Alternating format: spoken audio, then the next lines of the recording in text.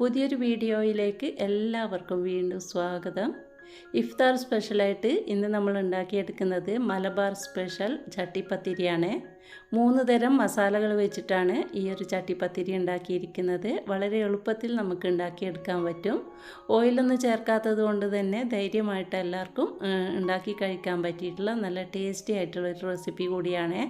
അപ്പോൾ തീർച്ചയായിട്ടും video skip ചെയ്യാതെ കണ്ടു നോക്കിയതിന് ശേഷം ഇതുപോലെ ഒന്ന് ട്രൈ ചെയ്ത് നോക്കിയിട്ട് അഭിപ്രായം അറിയിക്കാൻ മറക്കല്ലേ. അപ്പോൾ നമുക്ക് നേരെ റെസിപ്പി ഒന്ന് കണ്ടാലോ.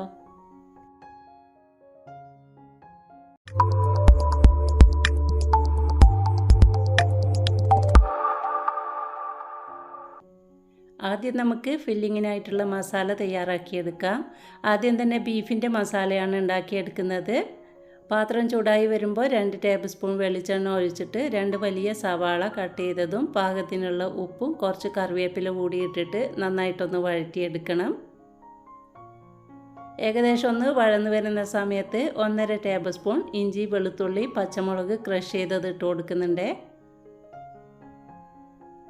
ഇനി ഇതിൻ്റെ പച്ചമണമൊക്കെ ഒന്ന് മാറി വരുന്ന സമയത്ത് നമുക്കിതിലോട്ട് പാകത്തിനുള്ള മസാലപ്പൊടികൾ ഇട്ട് കൊടുക്കണം. 1 ടീസ്പൂൺ മല്ലിപ്പൊടിയും 1/4 ടീസ്പൂൺ മഞ്ഞൾപ്പൊടി, കുറച്ച് പെപ്പർ പൗഡർ, കുറച്ച് ഗരം മസാല പൗഡർ, ഇതൊക്കെയാണ് ചേർത്ത് കൊടുക്കുന്നത്. പൊടികളുടെ പച്ചമണം മാറി വരുന്ന സമയത്ത് നമ്മൾ വേവിച്ചിട്ട് മിക്സിയുടെ കുഞ്ഞു ജാറിലിട്ടിട്ട് ക്രഷ് ചെയ്ത് വെച്ചിരിക്കുന്ന ബീഫ് കൂടി ഇട്ട് കൊടുക്കണം. ഇതൊക്കെ ഞാൻ ഫാസ്റ്റായിട്ട് കാണിച്ചു പോവുകയാണ്, കാരണം വീഡിയോയുടെ ലെങ്ത്ത് വളരെ കൂടിപ്പോവും. അതുകൊണ്ട് തന്നെ പെട്ടെന്ന് കാണിച്ചു പോവുകയാണേ. അപ്പോൾ ബീഫ് കൂടി ഇട്ട് കൊടുത്തതിന് ശേഷം നന്നായിട്ടൊന്ന് മിക്സ് ചെയ്ത് കൊടുത്തിട്ട് എല്ലാം കൂടി ഒന്ന് യോജിച്ച് വരുന്ന സമയത്ത് കുറച്ച് മല്ലിയില കൂടി ഇട്ടിട്ട് ഒന്ന് മിക്സ് ചെയ്തിട്ട് നമുക്ക് ഫ്ലെയിം ഓഫ് ചെയ്തിട്ട് മാറ്റി വെക്കാം. ബീഫിൽ മുളക് പൊടി, മഞ്ഞൾപ്പൊടി, ഉപ്പ് ഇതൊക്കെ ചേർത്തിട്ടാണ് വേവിച്ചെടുത്തത്. അങ്ങനെ ബീഫിൻ്റെ മസാല റെഡി ആയിട്ടുണ്ട്. ഇനി നമുക്ക് മുട്ടയുടെ ഒരു മസാല ഉണ്ടാക്കിയെടുക്കാം. അതിനായിട്ട് അതേ പാത്രത്തിൽ തന്നെ ഞാൻ കുറച്ചുകൂടി ഓയിൽ ഒഴിച്ച് കൊടുത്തതിന് ശേഷം 2 സവാള, 3 പച്ചമുളക്, ഒരു ചെറിയ കഷ്ണം ഇഞ്ചി ക്രഷ് ചെയ്തത്, കറിവേപ്പില ഇതൊക്കെ ഇട്ടിട്ട് പാകത്തിനുള്ള ഉപ്പും ചേർത്തിട്ട് നന്നായിട്ടൊന്ന് വഴറ്റിയെടുക്കുന്നുണ്ട്. നന്നായിട്ടൊന്ന് വഴന്ന് വരുന്ന സമയത്ത് 1 ടീസ്പൂൺ മല്ലിപ്പൊടിയും 1/4 ടീസ്പൂൺ മഞ്ഞൾപ്പൊടിയും കുറച്ച് കുരുമുളക് പൊടിയും അതുപോലെ ഒരു 1/4 ടീസ്പൂൺ വരെ ഗരം മസാല പൗഡർ കൂടി ചേർത്ത് കൊടുത്തിട്ട് എല്ലാം കൂടി പൊടികളുടെ പച്ചമണം മാറുന്നത് വരെ നന്നായിട്ടൊന്ന് മൂപ്പിച്ചെടുക്കണം. അപ്പോൾ മുട്ടയുടെ മസാല ഉണ്ടാക്കിയെടുക്കാൻ വേണ്ടിയിട്ട് ഞാനിവിടെ 2 മുട്ടയാണ് പുഴുങ്ങിയെടുത്തിരിക്കുന്നത്. തൊലിയൊക്കെ കളഞ്ഞതിന് ശേഷം ചെറിയ പീസായിട്ട് കട്ട് ചെയ്തെടുത്തിട്ടുണ്ട്. ഇനി നമുക്ക് ഈ ഒരു മുട്ട കൂടി ഇതിലോട്ട് ചേർത്ത് കൊടുത്തിട്ട് നന്നായിട്ടൊന്ന് യോജിപ്പിച്ച് കൊടുക്കാം. മുട്ടയുടെ മസാല ഒക്കെ തയ്യാറാക്കുന്നത് അധിക പേർക്കും അറിയായിരിക്കും, അതുകൊണ്ടാണ് ഞാനിപ്പോൾ ഫാസ്റ്റായിട്ട് കാണിച്ചു പോകുന്നത്. എല്ലാം കൂടി ഒന്ന് യോജിച്ച് വന്നു കഴിഞ്ഞാൽ നമുക്കിതിലോട്ട് മല്ലിയില വേണമെന്നുണ്ടെങ്കിൽ കുറച്ച് ഇട്ട് കൊടുക്കാം. ഞാനിപ്പോൾ ഇതിൽ മല്ലിയിലൊന്നും ചേർത്തിട്ടില്ലേ. അപ്പോൾ ഇതിവിടെ നന്നായിട്ട് യോജിച്ച് വന്നിട്ടുണ്ട്. ഇനി നമുക്ക് ഫ്ലെയിം ഓഫ് ചെയ്തിട്ട് മാറ്റി വെക്കാം. ഇനി അതേ പാത്രത്തിൽ തന്നെ ഞാൻ അടുത്ത മസാല ഉണ്ടാക്കിയെടുക്കുകയാണ്.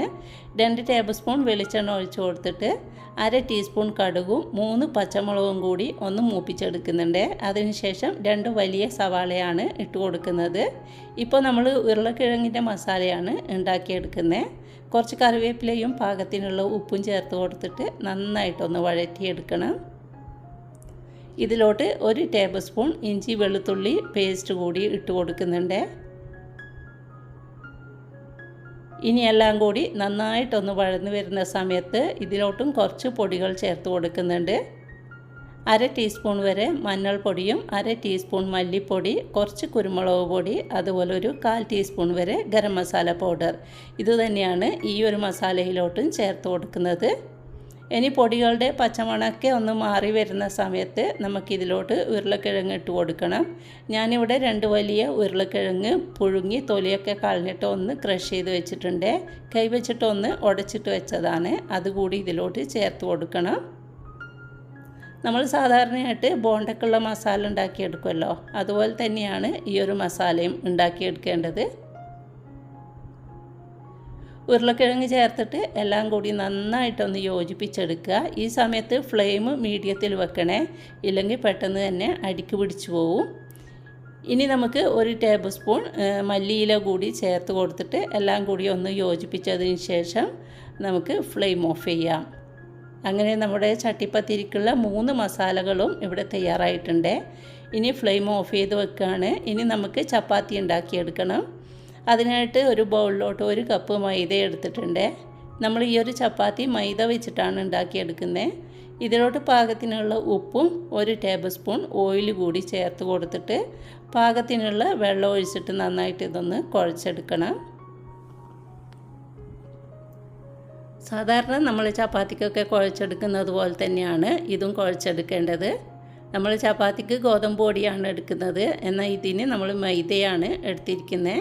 വെള്ളം കുറേശ്ശെ മാത്രം ചേർത്തിട്ട് നമുക്കിത് കുഴച്ചെടുക്കാം. നന്നായിട്ട് കുഴച്ചെടുത്തതിന് ശേഷം കൗണ്ടർ ടോപ്പിൽ കുറച്ച് മൈദ ഇട്ട് കൊടുത്തിട്ട് ഇത് നന്നായിട്ടൊന്ന് സ്മൂത്താക്കി എടുക്കണം. ഞാനിപ്പോൾ 4 ലെയറായിട്ടാണ് ചട്ടിപ്പത്തിരി ഉണ്ടാക്കിയെടുക്കുന്നത്. അപ്പോൾ നമുക്ക് 5 ചപ്പാത്തി ആവശ്യമുണ്ട്.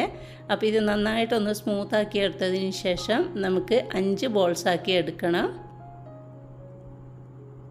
ഇതുപോലെ ബോൾസാക്കി എടുക്കുമ്പോൾ ഒരു പൂരിയുടെ വലിപ്പത്തിലുള്ള ബോൾസാക്കി എടുത്താൽ മതി. കാരണം നമുക്ക് തിന്നായിട്ടുള്ള ചപ്പാത്തിയാണ് വേണ്ടത്. അപ്പോൾ ഇത്രയും വലുപ്പത്തിൽ ഉരുളകളാക്കിയാൽ മതി. ഇതിൻ്റെ ലെയറുകൾ കൂട്ടണമെന്നുണ്ടെങ്കിൽ അതിനനുസരിച്ചിട്ട് നമുക്ക് ചപ്പാത്തിയുടെ എണ്ണം കൂട്ടി കൊടുത്താൽ മതിയേ. അപ്പോൾ ഇനി ഇതൊന്ന് പൂരി പോലെ നമുക്ക് ചെറുതായിട്ടൊന്ന് പരത്തിയെടുക്കണം. അതിനായിട്ട് കൗണ്ടർ ടോപ്പിൽ കുറച്ച് മൈദ ഇട്ട് കൊടുത്തതിന് ശേഷം ഇത് 5 പൂരി ഞാനിവിടെ പരത്തി വെച്ചിട്ടുണ്ട്. ഇനി നമുക്ക് ഓരോ പൂരിയും എടുത്തിട്ട് ഇതിൻ്റെ മുകളിലോട്ട് കുറച്ച് ഓയിലൊന്ന് സ്പ്രെഡ് ചെയ്ത് കൊടുക്കുന്നുണ്ട്. കൂടെ തന്നെ കുറച്ച് മൈദ കൂടി ഇട്ട് കൊടുക്കണം.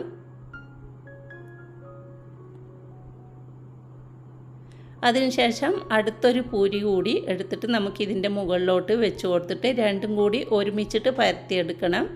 ഇങ്ങനെ പരത്തുന്നത് എന്തിനാന്ന് വെച്ചാൽ ഈ ഒരു ചപ്പാത്തി നല്ല തിന്നായിട്ട് കിട്ടാൻ വേണ്ടിയിട്ടാണ് ഇങ്ങനെ ചെയ്യുന്നത്.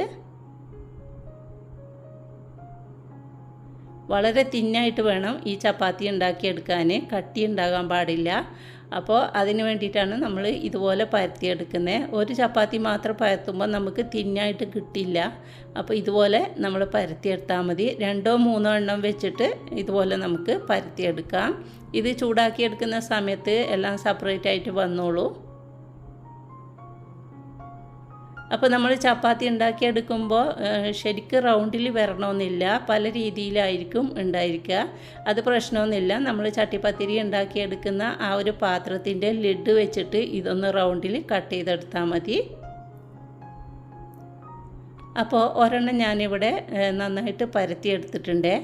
ഇനി നമുക്ക് ഞാൻ ചട്ടിപ്പത്തിരി ഉണ്ടാക്കിയെടുക്കുന്ന ആ ഒരു കടായി ഉണ്ടല്ലോ, അതിൻ്റെ ലിഡ് വെച്ചിട്ട് ഒന്ന് റൗണ്ടിൽ കട്ട് ചെയ്തെടുക്കുന്നുണ്ട്.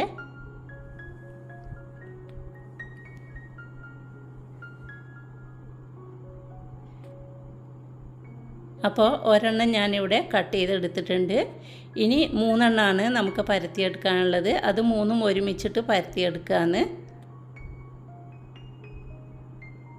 അതിനുശേഷം നമുക്ക് ഇതും റൗണ്ടിൽ തന്നെ കട്ട് ചെയ്തെടുക്കാം.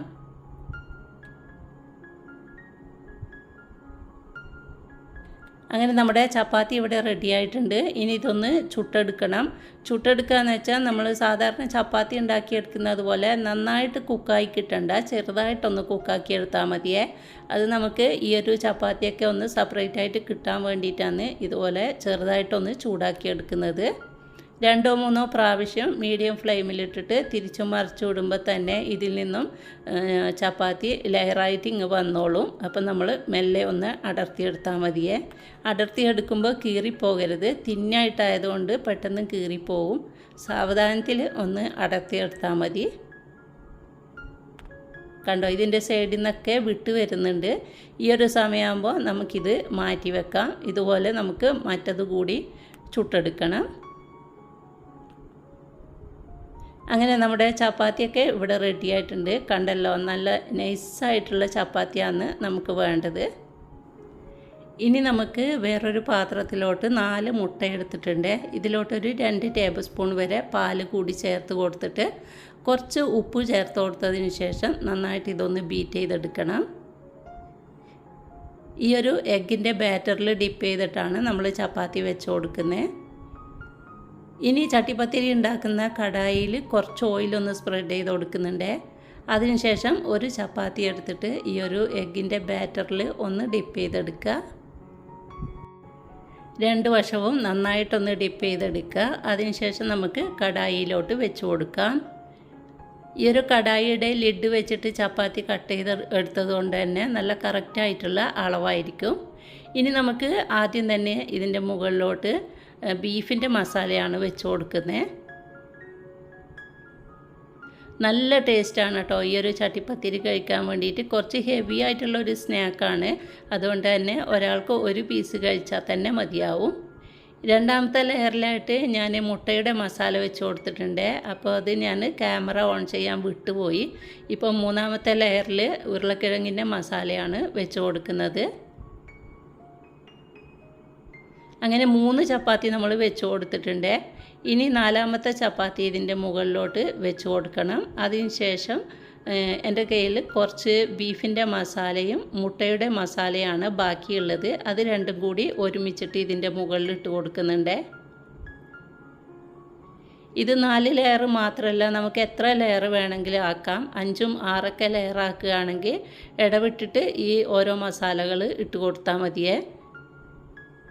ഇനി അവസാനമായിട്ട് 5ാമത്തെ ചപ്പാത്തി കൂടി വെച്ച് കൊടുത്തതിന് ശേഷം ഈ ബാക്കിയുള്ള മുട്ടയുടെ ബാറ്റർ ഉണ്ടല്ലോ, അത് ഇതുപോലെ സൈഡിലൂടെ ഒന്ന് ഒഴിച്ചു കൊടുക്കുക. എന്നിട്ട് ഇതിൻ്റെ മുകളിലും ഒക്കെ ഒഴിച്ചു കൊടുത്തതിന് ശേഷം ലോ ഫ്ലെയിമിൽ വെച്ചിട്ട് നമുക്കിതൊരു 20 മുതൽ 25 മിനിറ്റ് വരെ ഒന്ന് കുക്കാക്കി എടുക്കണം. ലോ ഫ്ലെയിമിൽ വെക്കാൻ പ്രത്യേകം ശ്രദ്ധിക്കണേ. ആദ്യം 2-3 മിനിറ്റ് ഇതുപോലെ വെച്ച് കൊടുക്കുക. അതിന് ശേഷം നമുക്ക് ഇതിൻ്റെ അടിയിലായിട്ടൊരു പഴയ പാൻ വെച്ച് കൊടുത്തിട്ട് അതിൻ്റെ മുകളിൽ ഈ ഒരു കടായി വെച്ച് കൊടുത്താൽ മതിയേ. ഇല്ലെങ്കിൽ അടിവശം ചിലപ്പോൾ കയറ്റിന് പോകാൻ ചാൻസ് ഉണ്ട്. ഇതിലോട്ട് കുറച്ച് മല്ലിയില കൂടി ഞാൻ ഇട്ട് കൊടുത്തിട്ടുണ്ട്. അത് ആദ്യം തന്നെ ഇട്ട് കൊടുക്കേണ്ടതാണ്, ഞാൻ മറന്നു പോയതുകൊണ്ട് കുറച്ച് കഴിഞ്ഞിട്ടാണ് ഇട്ട് കൊടുത്തത്.